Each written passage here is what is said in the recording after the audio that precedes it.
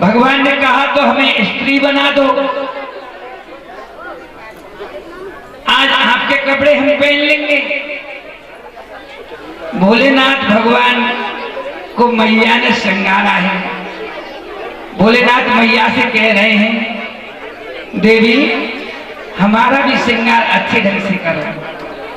अरे अम्बे महारानी जगदम्बे महारानी, अरे अम्बे महारानी जगदम्बे महारानी, ओ मोए सुंदर सी नारी बनाए दे। और मुरली वाले का जब बंसी वाले का रास दिखाई दे, मुरली वाले का रास दिखाई दे। आज भोले बाबा संवरने लगे, सजने लगे, कहने लगे मैया पार्वती से, हरि गोरा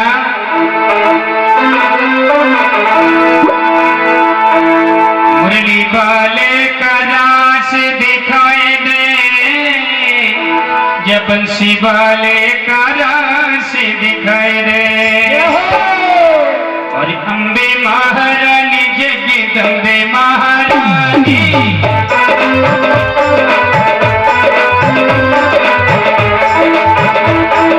अम्बे महारानी जगदम्बे महारानी, मोए सुंदर सी नारी बनाए दे। मुरली वाले का बंसी वाले का रास दिखाए दे, मुरली वाले का रास दिखाए दे। बीच में नथ पहराए दे,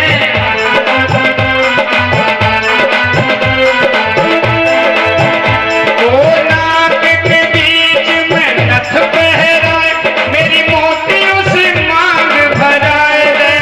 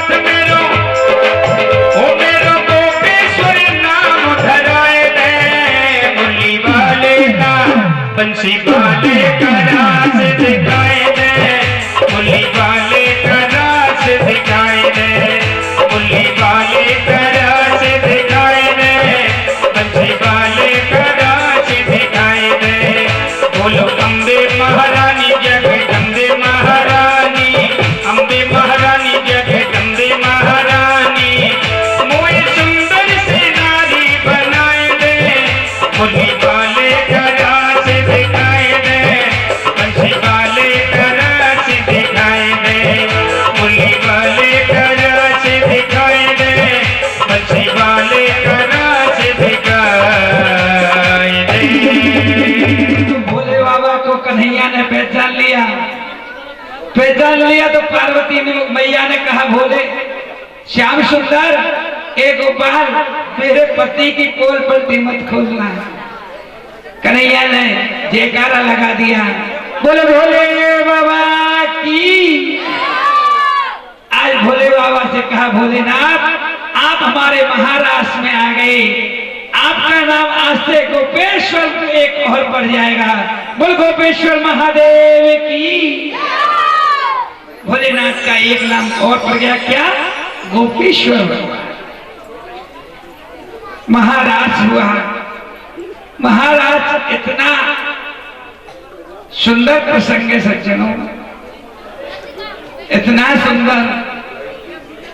महाराज की कथा जो सुनता है, जो सुनाता है, उसके यहाँ भक्ति निरंतर नाश करने लग जाती है। और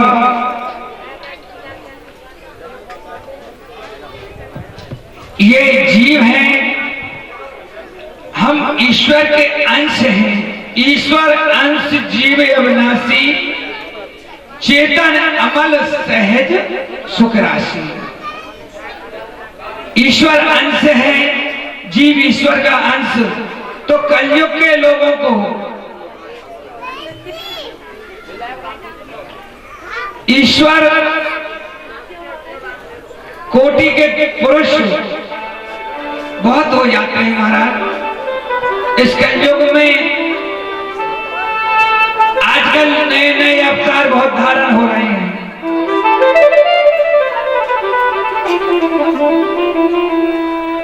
तो जो ईश्वर होता है उसका अनुकरण हम करना चाहिए। बताओ शंकर कौन है? शंकर ईश्वर है। ईश्वर ने जो किया वो हम करें। तो समुद्र से जितना जहर निकला, समुद्र से जितना जहर निकला वो शंकर जी पी गए। शंकर जी ईश्वर हैं। हम कितना कुछ 10-5 रुपया को मत जहर नहीं पिया भोलेनाथ ने कि 2 का सेल्फोस की गोली खाई हो, तो 10-20 टन जहर निकला समुद्र के मंथन में। वो सारा जहर भोलेनाथ ने पी लिया। उन्हें बुखार भी नहीं आया भोलेनाथ को इतना जहर पीने पर, क्योंकि वो ईश्वर है। ईश्वराणां वाचो सत्यम तथैवाचरितम। ईश्वर के वचनों को मानो, ईश्वर सत्य है। देखो राम कृष्ण के चरित्र में अंतर क्या है? राम जी ने जो किया वो हम कर सकते हैं, और कृष्ण ने जो कहा है वो हम कर सकते हैं। राम के किए हुए को करो और कृष्ण के कहे हुए को करो। कृष्ण के किए हुए को हम नहीं कर सकते, क्योंकि राम का जो चरित्र है वो विशुद्ध मानव चरित्र है, और कृष्ण का जो चरित्र है विशुद्ध ईश्वरीय योगेश्वर चरित्र है। दोनों भगवान हैं, लेकिन एक चरित्र मानवता का प्रदर्शन करता है और एक को योगेश्वरता का चरित्र प्रदान करता है। रघुनाथ जी का चरित्र का अनुकरण करते हैं और कृष्ण के कहे हुए चरित्र का अनुमोदन करते हैं। सुखदेव जी कहते हैं यह कोई स्त्री पुरुष का मिलन नहीं है कि स्त्री पुरुष का मिलन हो, जीव और ईश्वर का मिलन है। ये रासलीला 6 महीने तक चली।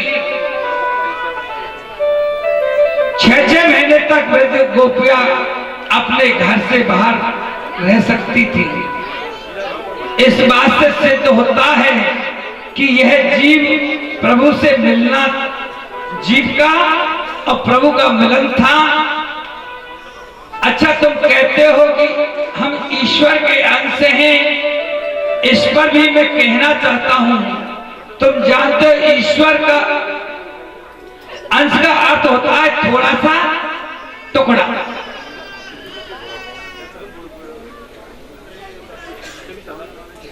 सज्जनों, हम गंगा मैया जाते हैं और गंगा मैया में से एक छोटी सी शीशी भर केला ले आते हैं, तो पूरी गंगा मैया तो नहीं आ गई, एक गंगा मैया का छोटा सा अंश है।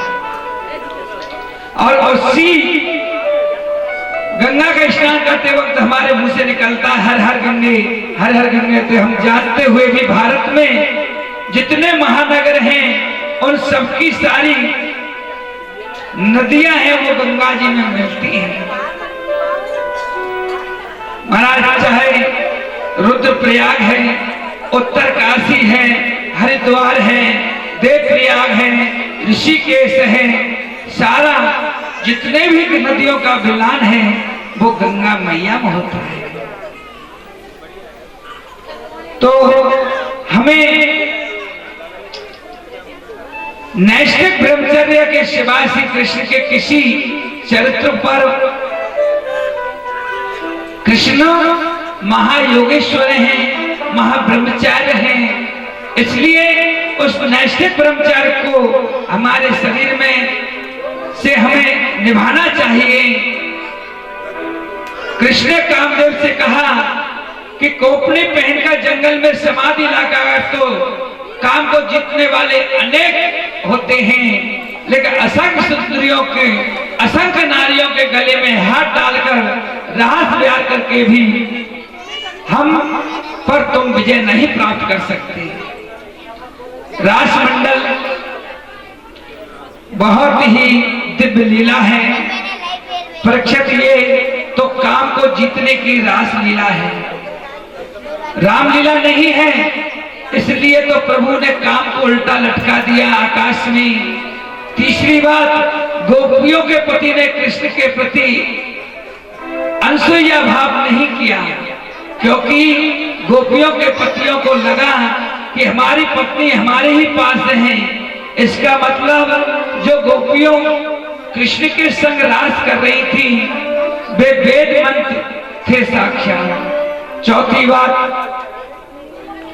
जीव है गोपी, ईश्वर है स्वयं कृष्ण। जीव और ईश्वर का विशुद्ध मिलन है, उसी को हम रास कहते हैं।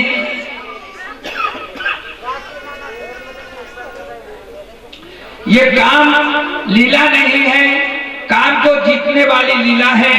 काम के मन के अभिमान था वो जीत लिया, ब्रह्मा को जीत लिया, वरुण को जीत लिया, कुमार को जीत लिया, यम को जीत लिया।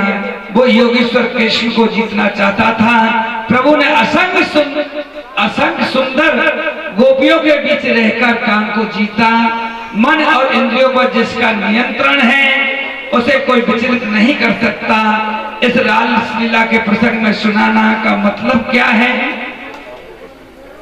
रासलीला के मंगल में प्रसंग को जो व्यक्ति सुनते हैं, सुनकर के जीवन में उतारने का प्रयास करते हैं, चिंतन के द्वारा इस काम पर विजय करते हैं, उन व्यक्तियों के हृदय में भक्ति प्रकट हो जाती है। अंत में गोविंद के चरणों की प्रीति हो जाती है और हृदय में सबसे बड़ा जो रोग काम का है वो हमेशा के लिए निकल जाता है। बताओ, जिस रासलीला के सुनने मात्र से काम निकल जाए वो स्वयं काम लीला कैसे हो सकती है? परीक्षित, मन का संदेह दूर हो गया। गोपियां अपने अपने घर को प्रस्थान कर गईं। भगवान ने मानव मोक्ष मार्ग का प्रदर्शन कर दिया हो। गोविंद ब्रजवासियों के बस में है, इनका प्रेम अगाध सागर है ब्रजवासियों का। महाराज, ब्रजवासियों के प्रेम के सागर में ब्रह्मा जी भी गोता लगाए तो था नहीं पा सकते। विधाता में समर्थ नहीं जो था पा सकते हैं। एक विचित्र बात, यहाँ गोविंद से मिलना भी है, गोविंद से मिलने की आकांक्षा भी है, गोविंद के प्रति आशीर्वाद भाव भी ब्रजवासियों का है। हमारा लाला प्रसन्न रहे, हमारा लाला आनंद में रहे। ये ब्रजवासियों के मन का प्रेम है, इसलिए वो आशीर्वाद देते हैं गोविंद को। आज सबने बहुत सुंदर दुर्गा जी का अनुष्ठान किया।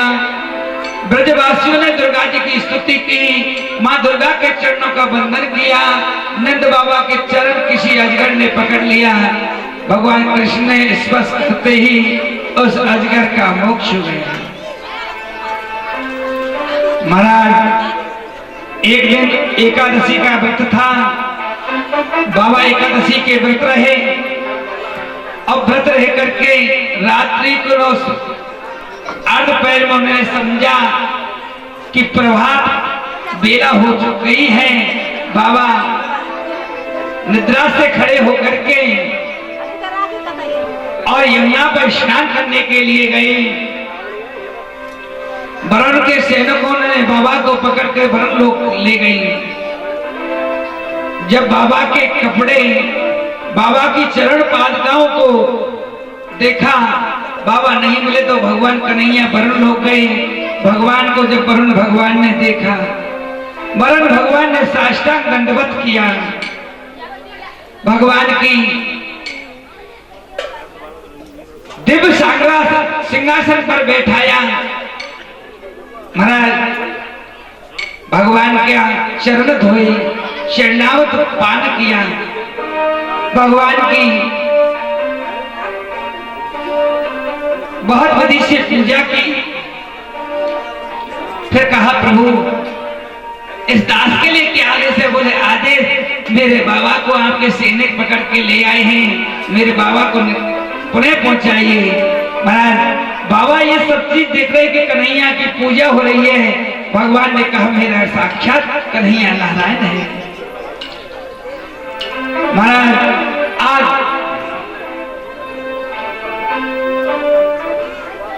कंस के पास तो एक ताकत है कि कृष्ण को कैसे मारा जाए। दिन रात लगा रहता है, भगवान को मारने के लिए राक्षस भेजता है। शंखचूड़, मायासुर, अरिष्टासुर, तीनों को अलग अलग भेजा। तीनों को मेरे गोविंद ने क्रमश उनका उद्धार कर दिया। इधर नारद जी के मन में एक विचार आया, एक भावना जागी कि मेरे प्रभु अपनी लीला करने में व्यस्त हैं। नारद जी के नैन सजल हो गए। ऐसा नाटक करूं कि मेरे गोविंद उद्धार, कंस का उद्धार करें। नारद जी महाराज सीधे कंस के पास पहुंचे। संत नारद जी मथुरा पधारे हैं। कंस ने उसका बहुत स्वागत किया।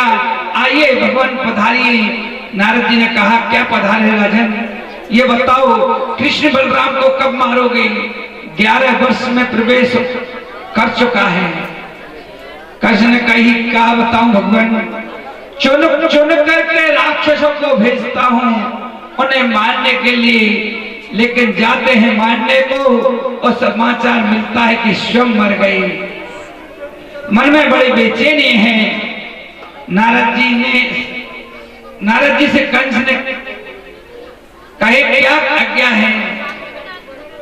बोले भगवान शिव जी से जो तुम्हें धनुष दिया है उस धनुष का एक अद्भुत मेला रचो। आसपास के ग्रामीण अंचलों के प्रेमियों को उसमें आमंत्रित करो। कृष्ण बलराम के प्रति सहानुभूति कर प्रदर्शन करो। दोनों भैया उस मेला में आमंत्रण करके भेजो। वो यहाँ आ जाए और छल कपट से उन्हें मार देना। महाराज कंस ने तुरंत अक्रूर जी को बुलवाया और अक्रूर जी कृष्ण के क्या होते हैं? काका जी। उन्हें इस कार्य के लिए उत्प्रेरित करो। अक्रूर जी जब कृष्ण बलराम को लेने जाएंगे, लेकर आएंगे, दोनों भाई मेला देखने लगे रहेंगे, दोनों को धोखे से मार देना, ये कार्य तुम्हें करना है। कंस ने कहा आपका आशीर्वाद रहा तो ये भी पूर्ण हो जाएगा। नारद जी ने कहा मुझे कुछ नहीं सुनना है, परसों के दिन तुम्हारी विजय देखना चाहता हूं। कंस महाराज की विजय मिल गई। ऐसा कहकर के नारद बाहर से सीधे वृंदावन धाम में आए। मेरे कृष्ण बलराम दोनों भाई गौ चराकर लौट रहे हैं। नारद ने उनके चरणों में प्रणाम किया, वंदन किया। भगवान बोले, पधारो नारद, बड़ी कृपा की है। ये सुनकर के नारद जी बोले, भगवान ये बताइए, कंस रूपी जो पृथ्वी पर भार है, इसका उद्धार कब करोगे? पापी कंस को कब मारोगे, जो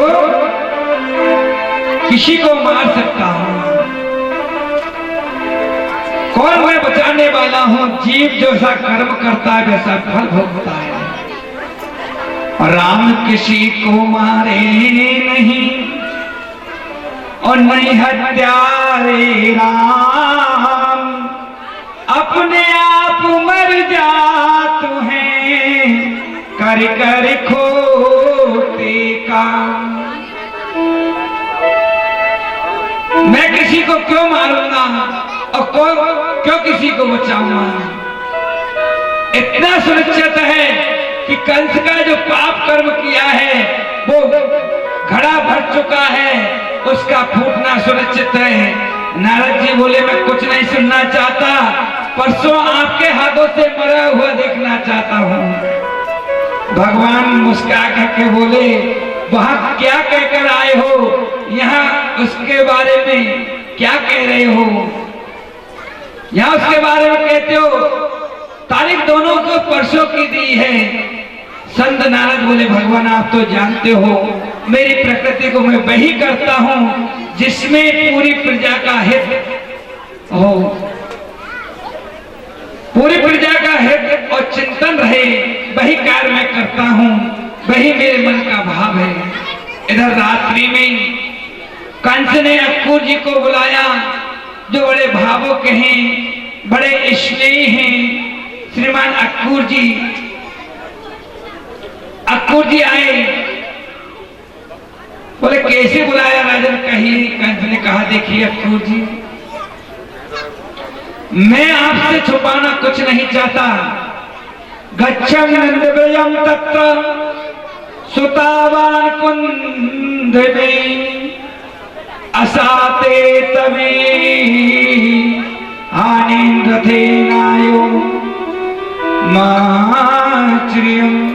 आपको वृंदावन जाना होगा, आपको वृंदावन जाना है। वृंदावन जाकर के आपको एक काम करना है।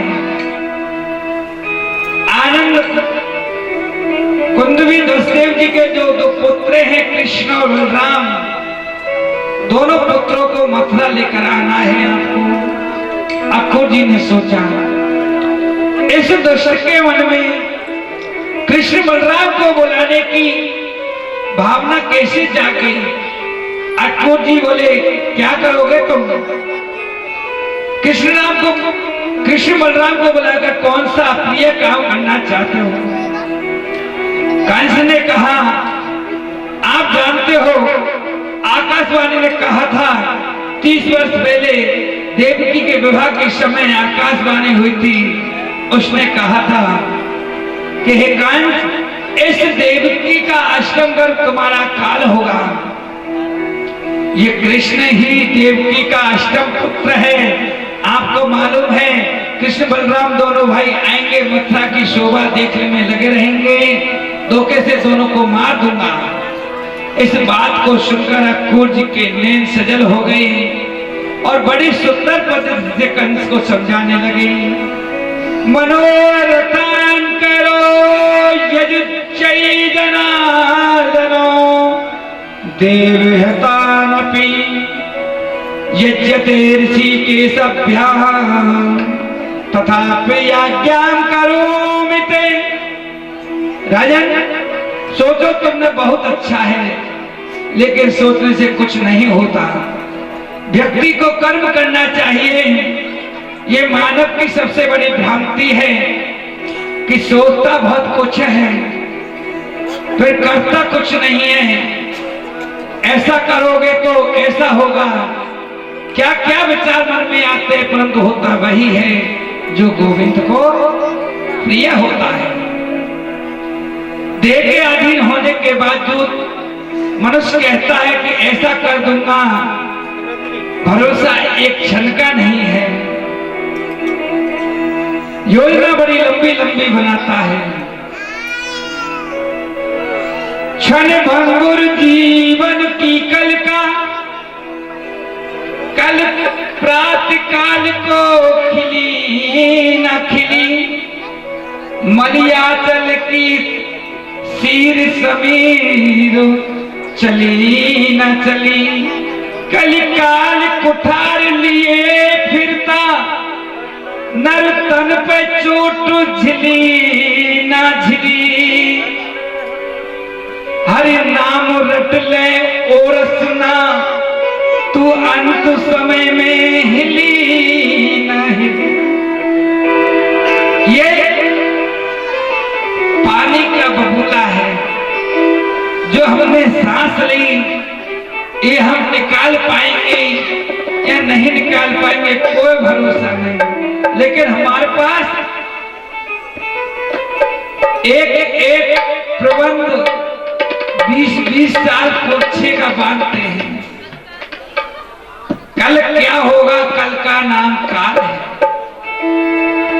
तो अक्रूर जी कह रहे हैं, अक्रूर जी ने कंस को समझा रहे, कंस कहता है कि भाषण मत सुनाइए, सब इतना बता दो कि कृष्ण बलराम को ले जाने जाओगे कि नहीं, और नहीं जाओगे तो मेरे विचार आपसे आप परिचित हैं, मेरा जो विचार है ना उससे आप परिचित हो।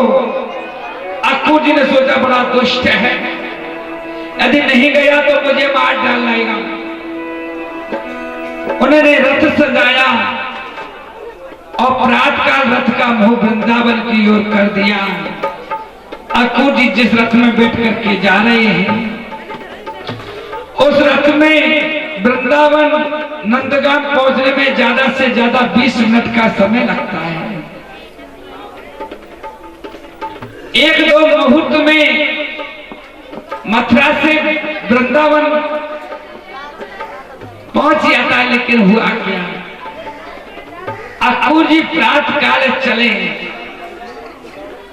और चलते हैं तो महाराज आज अक्रूर जी की समाधि लग जाती है। आज उस परमात्मा का मैं दर्शन करूंगा, उस परम ब्रह्म का मैं दर्शन करूंगा, आज गोविंद का दर्शन करूंगा, आज उन चरणों का दर्शन करूंगा जिन चरणों की पादुका भरत जी अपने सिर पर रख करके अवधपुरी ले गए थे।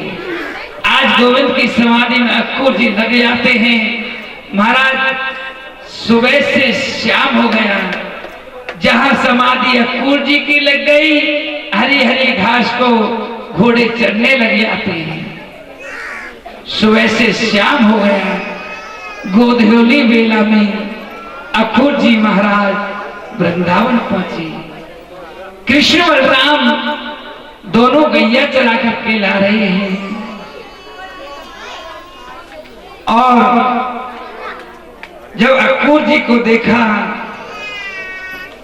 तो काका जी आ गए, काका जी आ गए और कृष्ण बलराम ने दोनों ने अक्रूर जी का चरण छुए। सज्जनों, आज कृष्ण कन्हैया ने पूछा, काका जी आपका आशीर्वाद हमें मिला, हम धन्य हो गए, लेकिन आप जिस कार से आए हो मैं उसे जानता हूं। मेरे सखाओं को, मेरी माता यशोदा को, मेरी गोपियों को ये कार आप कभी मत बताना। महाराज अक्रूर जी गए, अक्रूर जी का बहुत स्वागत किया है। कृष्ण बलराम श्री अक्रूर जी को लेकर महल में पधारे। नंद यशोदा ने उनका बहुत सत्कार किया। भोजन आदि से निवृत्त होकर के नंद यशोदा अक्कूर जी के पास आकर के बैठे। उधर पूरे ब्रज में समाचार फैल गया कि कोई परदेसी आया है। आज रात्रि में नंद जी ने पूछा, कहिए कैसे आना हुआ? अक्कूर जी बोले, मैं कृष्ण बलराम को लेने के लिए आया हूं। कंस के यहाँ बहुत बड़ा धनुष यज्ञ का मेला लगेगा। आस पास के सभी ग्रामीण अंचल के लोग आ रहे हैं, इसलिए इन्हें लेने आया हूं। मैया यशोदा भोजन करने के लिए बैठी है। और जैसे ही मैया यशोदा ने सुना है कि कृष्ण बलराम को लेने के लिए आया है, जैसे ही कृष्ण बलराम ले जाने की बात सुनी, हाथ से ग्रास छूट गया और रोते हुई मैया बोली, चाहे मेरे प्राणों को ले जाइए,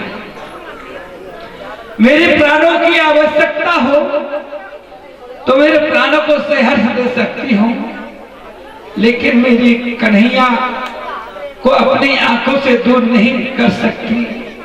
कृष्ण बलराम मचल गए, मैया तू हमें कभू कहीं नहीं जाने देवे, हम तो जाएंगे। और रोने लग गए। नंद जी ने कहा, कब तक बच्चों को छुपा कर रखोगी? कभी तो इन्हें जाना ही पड़ेगा। सुनो देवी, तुम ज्यादा चिंता मत करो, कृष्ण के मित्रों के साथ में प्रस्थान कर जाता हूं। रथ में बैठकर कन्हैया आएंगे, हम एक दो दिन में ही मथुरा घुमाकर उन्हें वापस ले आएंगे। सारे ब्रज मंडल में समाचार फैल गया, कल प्रातः कन्हैया जाएगा। मैया यशोदा की नैनों की नींद उड़ गई है। आज मैया एक खंड के पास में बैठकर बैठी बैठी रो रही है, आंखों से अश्रुधारा बह रही है। कन्हैया ने देखा कि सब मैया रो रही है। कन्हैया जाकर के बैठी, बोले, मैया तू काहे को रो रहे? बोले, लाला आज मुझे सच बात का पता चला है, तो मेरा कन्हैया नहीं है, तो वसुदेव जी का पुत्र है। कन्हैया, मैं कितनी निठुर हूं जो तेने एक मटकी फोड़ दी, उस मटकी के बदले में तुझे उकल से बांध दिया। कन्हैया, इस ग्वाल से किसी प्रकार की गलती हुई हो, कन्हैया उसे माफ करना। कन्हैया, अपने मैया देवकी से मत कहना कि यशोदा मैया इतनी कठोर है कि उसने माखन के वैसे तुझे उखल से बांध दिया। कन्हैया ने कही, मां युग युगों तक मैं यशोदा पुत्र कहलाऊंगा, मैं तेरा ही लाला हूं। मैया को सतावना दी, लेकिन मैया के आंखों से अश्रुधारा नहीं रुक रही। सुबह प्रातः काल हुआ, महाराज लाखों गोपियां कृष्ण के द्वार पर खड़ी हैं, और जैसे ही द्वार खुला, भगवान कृष्ण रथ में बैठे हैं। आज गोपियों ने अक्कूर जी को खरा खरा सुना दिया। अरे तेरा नाम अक्कूर किसने रख दिया? तेरा नाम तो क्रूर होना चाहिए। तो हमारे कन्हैया को, हमारे लाला को हमारी आंखों से दूर नहीं कर सकता। महाराज गोपियां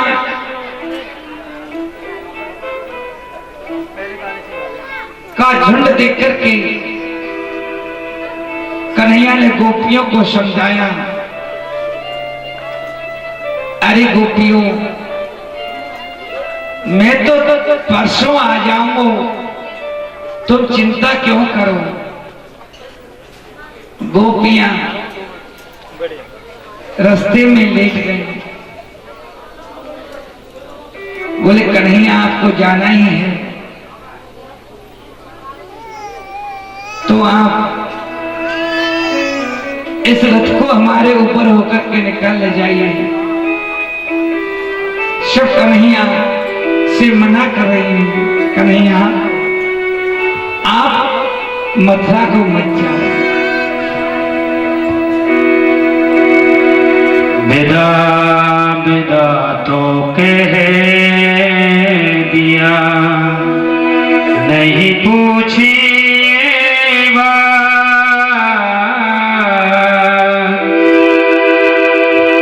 अब के बिछड़े कब मिले, कब होगा फिर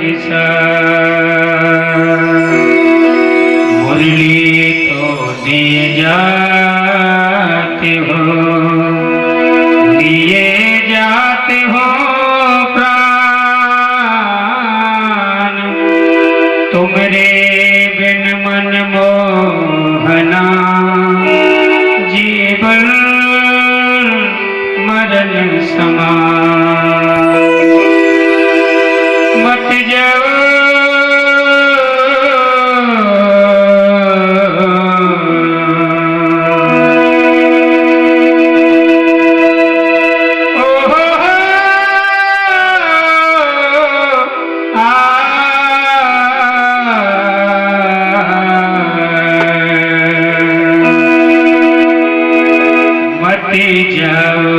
कन्हैया मथुरा, हम पैया परे तेरे,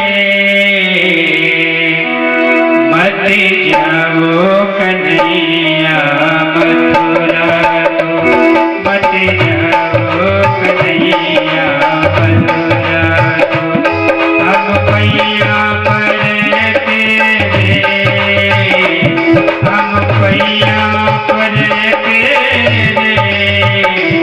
मत जाओ कन्हैया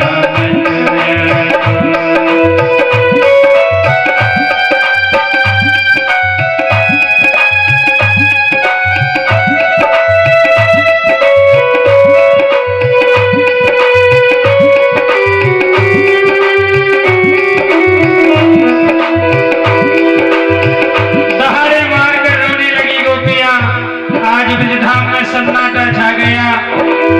ब्रज को जो प्रकाशित करता था, ब्रज का उजाला आज मथुरा जा रहा है। दूर दूर से जहां तक आवाज पहुंची, गोपियां रुदन करती हुई भगवान के चरणों में आकर लिपट के रोने लगी।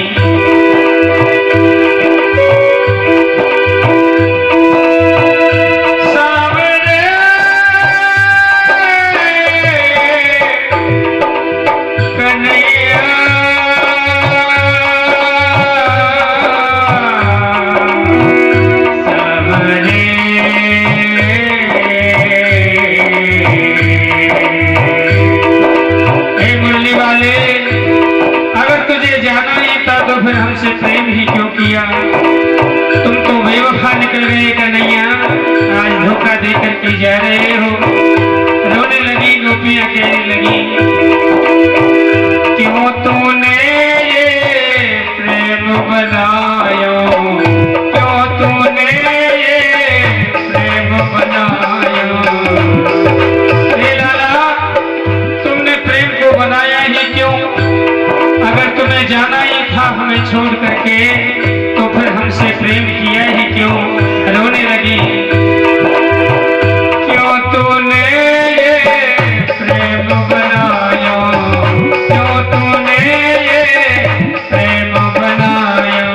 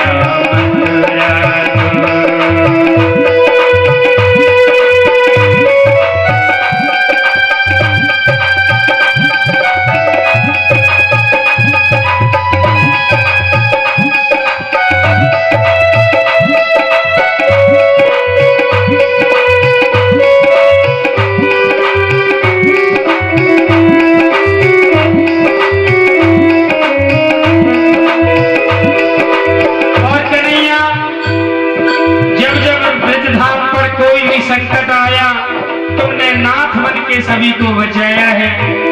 ब्रजवासी याद करने लगे लाला कन्हैया 6 दिनों को जब तू भयो तो वो भयंकर राक्षसी पूतना या ब्रजधाम पे आतंक मचावे के ताई आ गई।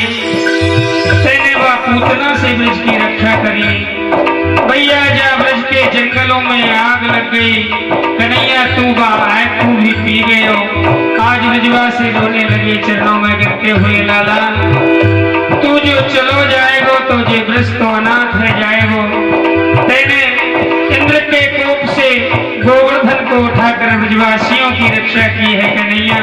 आज तो उन ब्रजवासियों को छोड़ के जा रहा है जिनका तो केवल आसरा कृष्ण नाम है।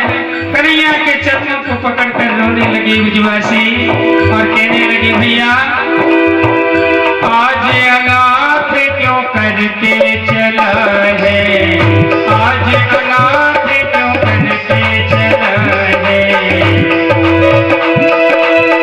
सावेरे सावेरे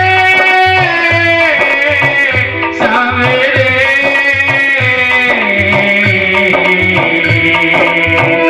आज अनाथ क्यों करके चला है।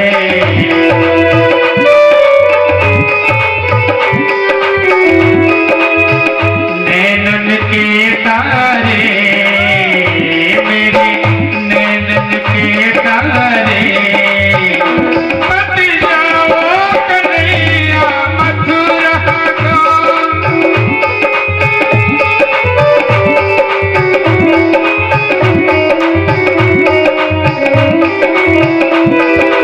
और वज्राघात हो गया इतने में ही एक 80 साल की डुकरिया मैया जसोदा की बाल सखी आ गई वहां पर और कन्हैया के हाथ को पकड़कर चूमने लगी। लाला कन्हैया तो तू पतोला है, तेरी मैया जसोदा और मैं बचपन की सहेली है।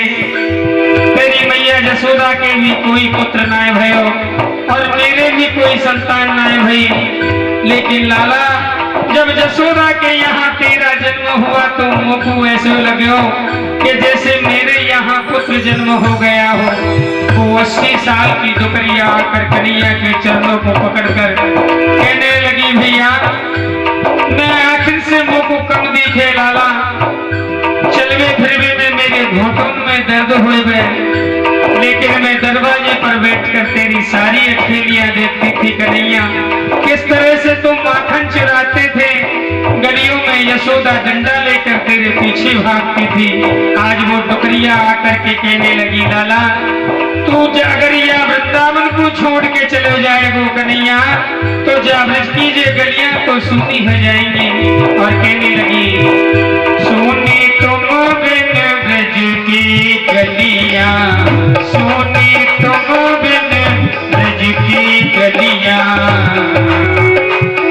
और सोने नदी नाले, हाँ सोने नदी नाले मत जाओ कन्हैया मथुरा को, मत जाओ कन्हैया मथुरा को। हम पैया पर तेरे मत जाओ कन्हैया मथुरा को।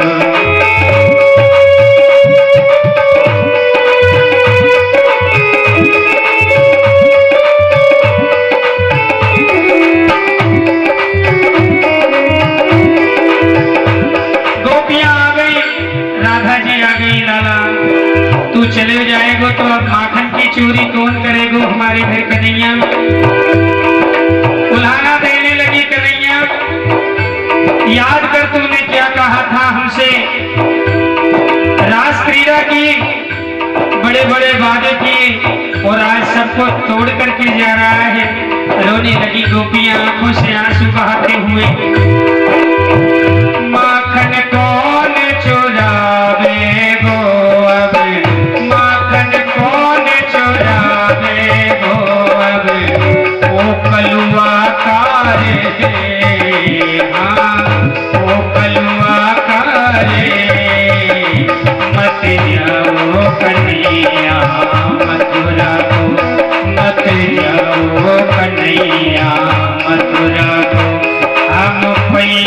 वरे तेरे मत जाओ कन्हैया मथुरा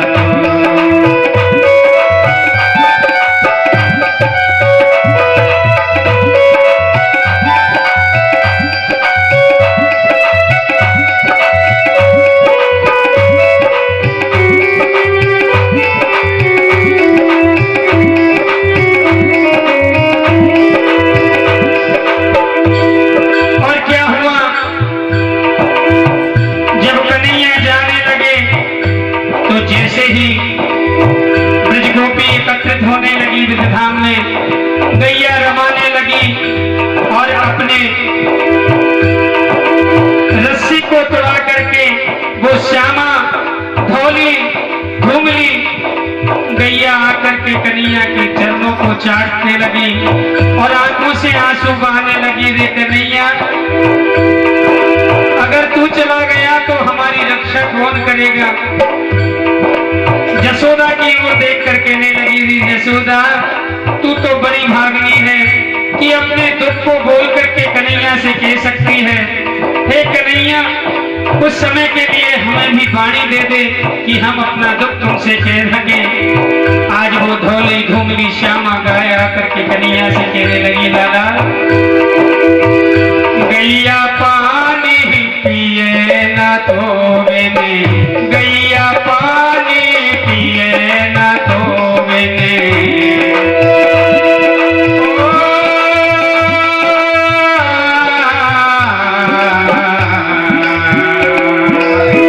गैया पानी पिए ना तो मैंने, सूखे पेड़ हरे, हाँ सूखे पेड़ हरे, मत जाओ कन्हैया मथुरा को, मत जाओ कन्हैया मथुरा को, मत जाओ कन्हैया मथुरा।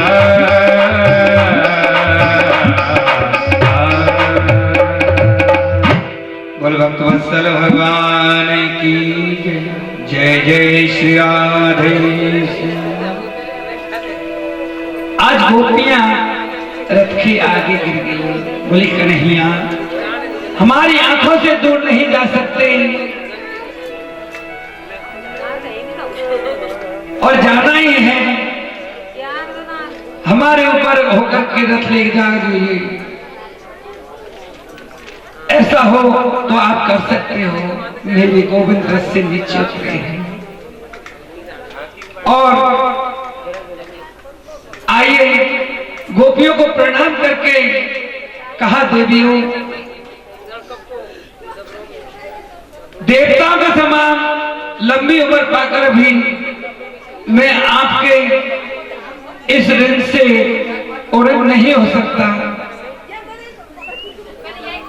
किशोर जी, आप तो सब जानते हैं यदि मैं मथुरा नहीं जाता तो मेरी आगे की लीलाएं संपन्न नहीं हो सकती। मेरे कन्हैया ने आज मुरली को लेकर के और किशोरी जी से कहा, किशोरी जी अब इस ब्रज की रानी आप हो, ये ब्रज आपके हवाले है, ये वृंदावन की महारानी आप हो। जैसे ही मेरे गोपाल रथ में विराजित होकर के चलने लगे, पीछे मैया यशोदा महल से दौड़कर गाई, अरे नेक रथ को रोकियो तो सही। मैया दौड़ी गिरती पछड़ती आ रही है। कृष्ण बलराम दोनों रथ से नीचे कूद गए, मैया को अंक में भर लिया है। कहाँ बात है मैया? मैया ने प्रेम आंसुओं से लाला के सिर को भिगो दिया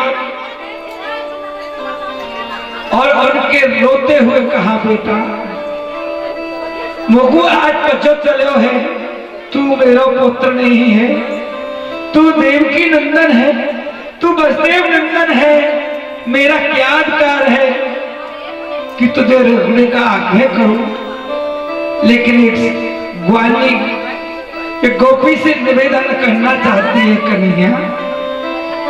कन्हैया बोले, कहो मैया क्या बात है। मैया बोली, मैं इतनी निठुर हूं ना ला, तू कहूं प्यार न दे सकी।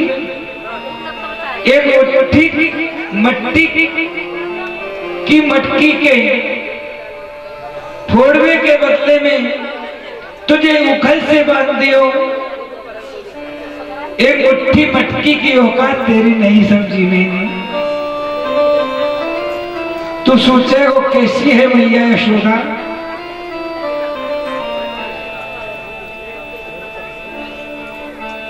मुझे बांध दिया, इस बात को कभी स्मरण नहीं करना कन्हैया। कृष्ण बलराम दोनों यशोदा के चरणों में गिर पड़े।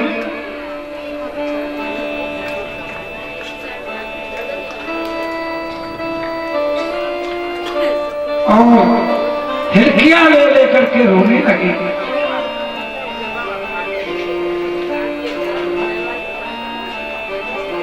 कहने लगे, मैया सारी दुनिया को भूल सकता हूं, परंतु तेरे प्रेम को, तेरे इश्क को कभी भूल नहीं सकता। नेचार्तनम बहिर्यस्य ने पूर्वोचापि चाप्रम पूर्वा परम बहिर्याधास जगतो जगत्या। मन में सोचो, जिस परमात्मा की आदि अंत का पता नहीं, जिसको बांधने की समर्था यदि किसी में है तो केवल वह है यशोदा मैया का प्रेम।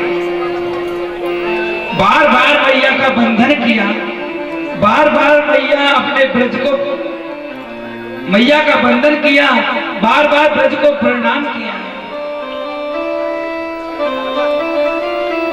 जब तक रथ की ध्वजा चमकती रही, रथ से उड़ने वाली धूल चमकती रही, आ जाए शायद कन्हैया कारी धौरी घूमर गायन की याद आ जाए, वो रथ से दौड़कर तुरंत हमारे अंक में लिपट जाए। लेकिन जब तक रथ की ध्वजा धूल चमकना भी बंद हो गया, गोपी अपने हृदय का धैर्य का पत्थर रख लिया और मन ही मन सोचा, हे गोपाल, यदि तुझको हमसे दूर रहकर के प्रसन्नता है, हमसे दूर रहकर के तू प्रसन्न रहना चाहता है, तो तेरे जीवन पर्यंत तेरी याद करके रोती रहेगी, परंतु तुम्हारी प्रसन्नता में कभी विघ्न नहीं डालेंगे। इसलिए जिस दिन से कन्हैया मथुरा गए हैं, उस दिन से गोपियों ने मथुरा जाना बंद कर दिया, मथुरा में मक्खन बेचना बंद कर दिया, क्योंकि हमारे कन्हैया, हमारे कृष्ण की स्वतंत्रता में किसी प्रकार का व्यवधान नहीं आना चाहिए। लेकिन ब्रजमंडल के इस विरह को देख करके अखूर जी का जो हृदय है वो बेदीन हो गया। उन्होंने सोचा मैंने अच्छा नहीं किया है, रोते बिलखते इन ब्रजवासियों को छोड़कर चल दिया। यमुना जी में स्नान करते वक्त अखूर जी ने जैसे ही यमुना जी में डुबकी लगाई, डुबकी लगाकर जल में देखा क्या, शेष नाग के फन पर मेरे कन्हैया विराजमान है।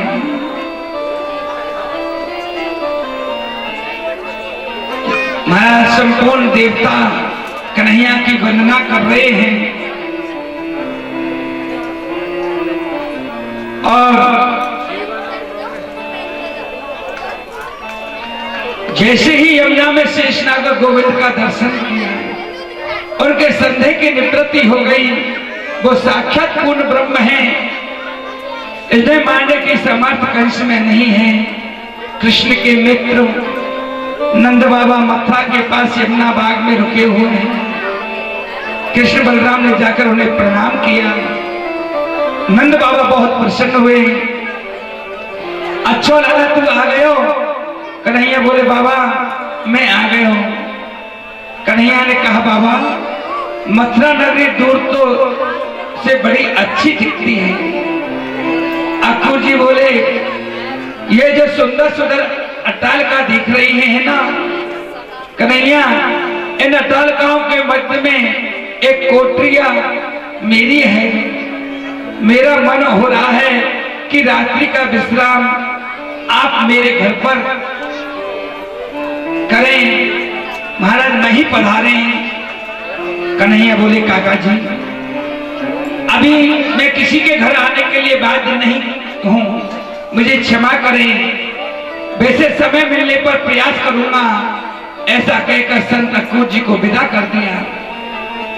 अक्कू जी के मन में पक्का विश्वास हो गया कि ये तो परम ब्रह्म है, कोई किसी में सामर्थ्य नहीं, कंस में सामर्थ्य नहीं कि इनका बाल बांका कुछ बिगाड़ सके। महाराज